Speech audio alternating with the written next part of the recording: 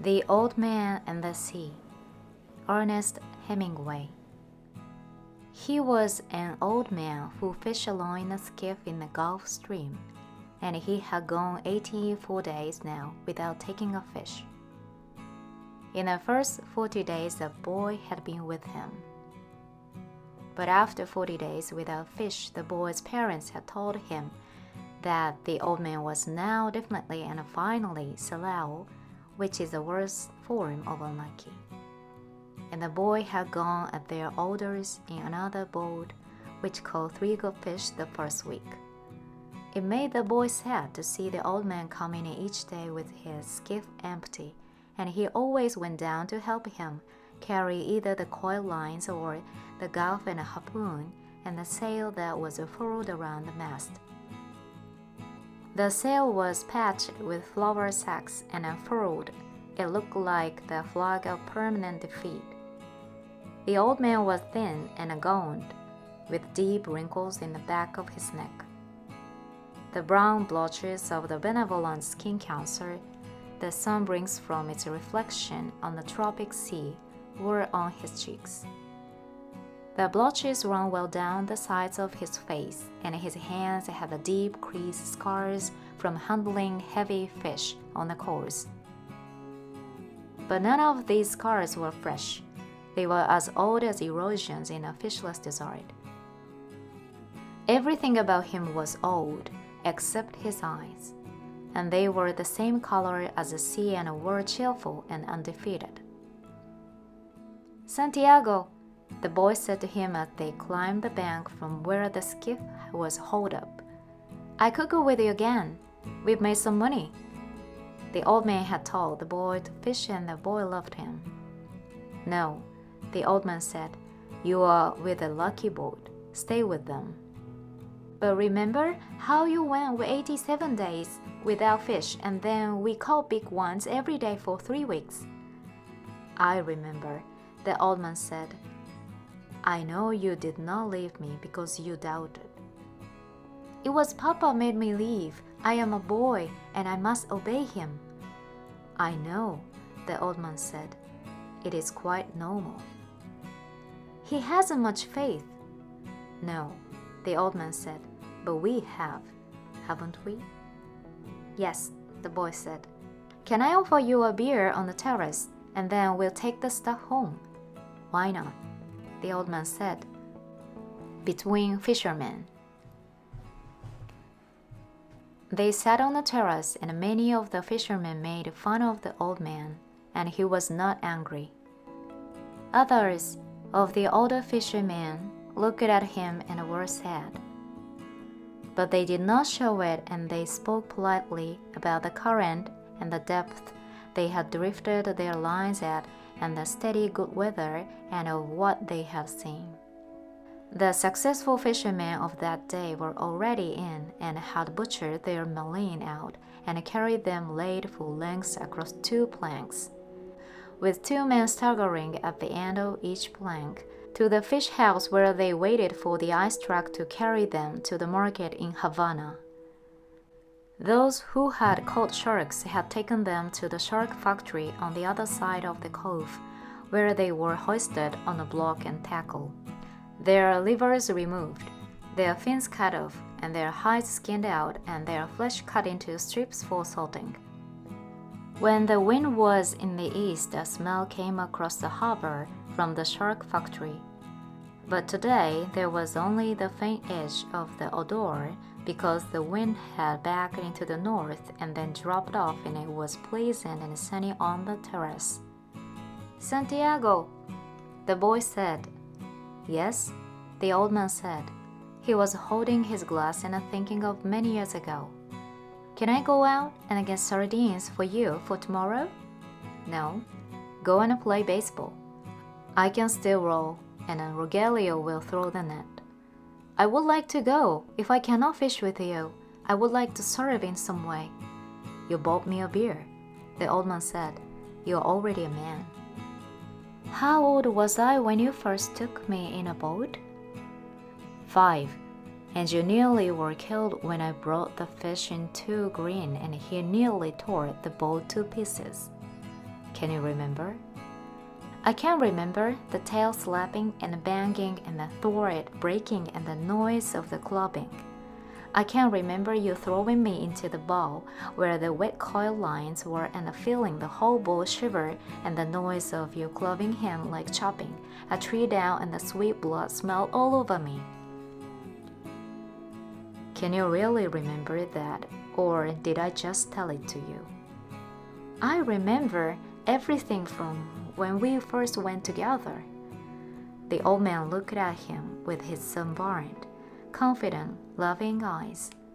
If you are my boy, I'd take you out and gamble, he said. But you are your father's and your mother's, and you are in a lucky boat. May I get the sardines? I know where I can get full baits too. I have mine left from today. I put them in salt in a box. Let me get 4 fresh ones. 1, the old man said. His hope and his confidence had never gone, but now they were freshening as when the breeze rises. 2, the boy said. You didn't steal them? I would, the boy said, but I bought these. Thank you, the old man said. He was too simple to wonder when he had attained humility, but he knew he had attained it, and he knew it was not disgraceful and it carried no loss of true pride. Tomorrow is going to be a good day with this current, he said. Where are you going? The boy asked. Far out to come in when the wind shifts. I want to be out before it's light. I'll try to get him to work far out, the boy said. Then if you hook something truly big, we can come to your aid. He does not like to work too far out. No, the boy said, but I will something that he cannot see, such as a bird working, and get him to come out after dolphin. Are his eyes that bad? He is almost blind. It is strange, the old man said. He never went turtling. That is what kills the eyes. But you went turtling for years off the mosquito coast and your eyes are good. I'm a strange old man. But are you strong enough now for a truly big fish? I think so, and there are many tricks. Let us take that stuff home, the boy said, so I can get the cast net and go after the sardines. They picked up the gear from the boat. The old man carried the mast on his shoulder, and the boy carried the wooden box with the coiled, hard-braided brown lines, the gaff and the harpoon with its shaft. The box with the baits was under the stern of the skiff along with the club that was used to subdue the big fish when they were brought alongside. No one would steal from the old man, but it was better to take the sail and the heavy lines home, as the dew was bad for them, and though he was quite sure no local people would steal from him. The old man thought that a gaff and a harpoon were needless temptations to leave in a boat. They walked up the road together to the old man's shack and went in through its open door. The old man leaned the mast with its rubbed sail against the wall, and the boy put the box and the other gear beside it. The mast was nearly as long as the one room of the shack. The shack was made of the tough bud shields of the royal palm, which are called guano, and in it there was a bed, a table, 1 chair, and a place on the drift floor to cook with the charcoal. On the brown walls of the flattened, overlapping leaves of sturdy fibered guano, there was a picture in color of the Sacred Heart of Jesus and another of the Virgin of Cobre. These were relics of his wife. Once there had been a tinted photograph of his wife on the wall, but he had taken it down because it made him too lonely to see it, and it was on the shelf in the corner under his clean shirt. What do you have to eat? The boy asked. A pot of yellow rice with fish. Do you want some? No, I will eat at home. Do you want me to make the fire? No, I will make it later on. Or I may eat the rice cold. May I take the cat's net? Of course. There was no cat's net, and the boy remembered when they had sold it. But they went through this fiction every day. There was no pot of yellow rice and a fish, and the boy knew this too. 85 is a lucky number, the old man said. How would you like to see me bring wine in that dressed out over 1,000 pounds? I'll get the cat's net and go for sardines. Will you sit in the sun in the doorway? Yes, I have yesterday's paper and I will read the baseball. The boy did not know whether yesterday's paper was a fiction too, but the old man brought it out from under the bed. Perico gave it to me at the bodega, he explained. I'll be back when I have the sardines. I'll keep yours and mine together on ice, and we can share them in the morning. When I come back, you can tell me about the baseball. The Yankees cannot lose, but I fear the Indians of Cleveland. Have faith in the Yankees, my son. Think of the great DiMaggio. I fear both the Tigers of Detroit and the Indians of Cleveland. Be careful, or you will fear even the Reds of Cincinnati and the White Sox of Chicago. You study it and tell me when I come back. Do you think we should buy a terminal of the lottery with an 85? Tomorrow is the 85th day. We can do that, the boy said. But what about the 87 of your great record? It could not happen twice. Do you think you can find an 85? I can order one. One sheet. That's $2.50. Who can we borrow that from? That's easy. I can always borrow $2.50. I think perhaps I can too, but I try not to borrow. First you borrow, then you beg. Remember, we are in September, the month when the great fish come. The old man said, anyone can be a fisherman in May. I go now for the sardines, the boy said. When the boy came back, the old man was asleep in a chair and the sun was down. The boy took the old army blanket off the bed and spread it over the back of the chair and over the old man's shoulders. They were strange shoulders, still powerful, although very old. And the neck was still strong too, and the creases did not show so much when the old man was asleep and his head fallen forward. His shirt had been patched so many times that it was like the sail, and the patches were faded to many different shades by the sun. The old man's head was very old though, and with his eyes closed there was no life in his face. The newspaper lay across his knees, and the weight of his arm headed there in the evening breeze. He was barefooted. The boy left him there, and when he came back, the old man was still asleep. Wake up, old man, the boy said, and put his hand on one of the old man's knees. The old man opened his eyes, and for a moment he was coming back from a long way away. Then he smiled. What have you got? He asked. Supper, said the boy. We are going to have supper. I'm not very hungry. Come on and eat. You can't fish and not eat.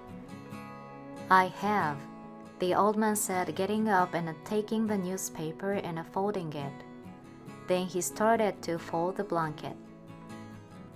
Keep the blanket around you, the boy said. You no fish without eating while I'm alive. Then live a long time and take care of yourself, the old man said.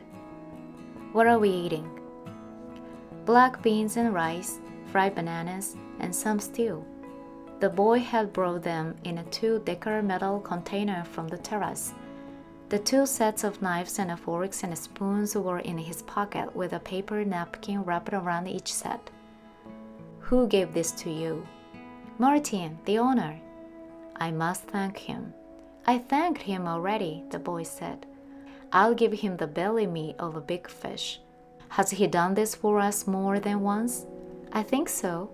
I must give him something more than the belly meat then. He's very thoughtful for us. He sent 2 beers.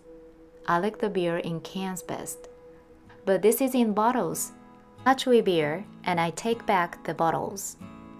That's very kind of you, the old man said. Should we eat? I've been asking you to, the boy told him gently. I have no wish to open the container until you are ready. I'm ready now, the old man said. I only needed time to wash. Where did you wash? The boy thought. The village water supply was 2 streets down the road. I must have water here for him, the boy thought. And soap and a good towel. Why am I so thoughtless?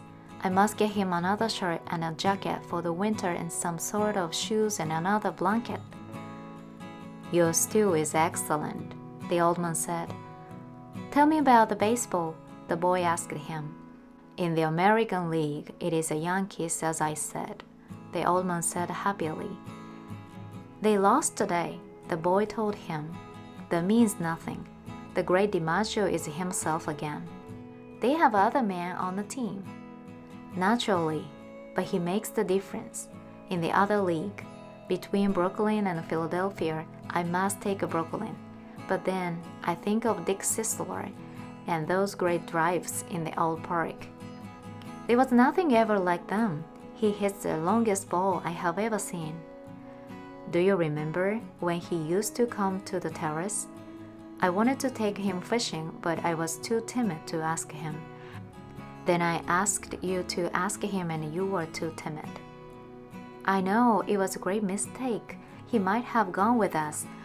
Then we would have that for all of our lives. I would like to take the great DiMaggio fishing, the old man said. They say his father was a fisherman. Maybe he was as poor as we are and would understand. The great Sisler's father was never poor, and he, the father, was playing in the big leagues when he was my age. When I was your age, I was before the mast on a square-rigged ship that ran to Africa, and I have seen lions on the beaches in the evening. I know, you told me. Should we talk about Africa or about baseball?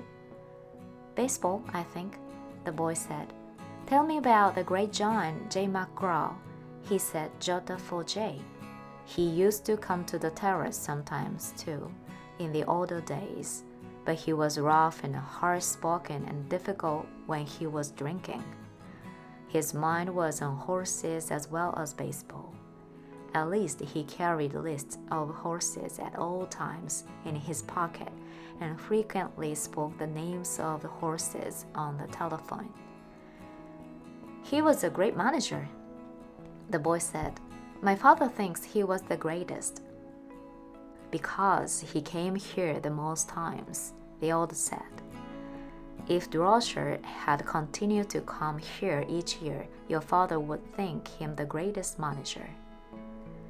Who is the greatest manager, really? Luque or Mike Gonzalez? I think they are equal. And the best fisherman is you. No, I know others better. Keva, the boy said. There are many good fishermen and some great ones, but there is only you. Thank you. You make me happy. I hope no fish will come along so great that he will prove us wrong. There is no such fish if you are still strong as you say. I may not be as strong as I think, the old man said, but I know many tricks and I have resolution. You ought to go to bed now so that you will be fresh in the morning. I will take the things back to the terrace. Good night then. I will wake you in the morning. You are my alarm clock, the boy said. Age is my alarm clock, the old man said. Why do old men wake so early? Is it to have one longer day? I don't know, the boy said. All I know is that young boys sleep late and hard. I can't remember it. The old man said, I'll wake you in time. I do not like for him to waken me. It is as though I were inferior. I know. Sleep well, old man. The boy went out. They had eaten with no light on the table, and the old man took off his trousers and went to bed in the dark. He rolled his trousers up to make a pillow, putting the newspaper inside them. He rolled himself in the blanket and slept on the other old newspapers that covered the springs of the bed. He was asleep in a short time, and he dreamed of Africa when he was a boy and the long, golden beaches and the white beaches, so white they hurt your eyes, and the high capes and the great brown mountains. He lived along the coast now every night, and in his dreams he heard the soft roar and saw the native boats come riding through it. He smelled the tar and oakum of the deck as he slept, and he smelled the smell of Africa that the land breeze brought at morning.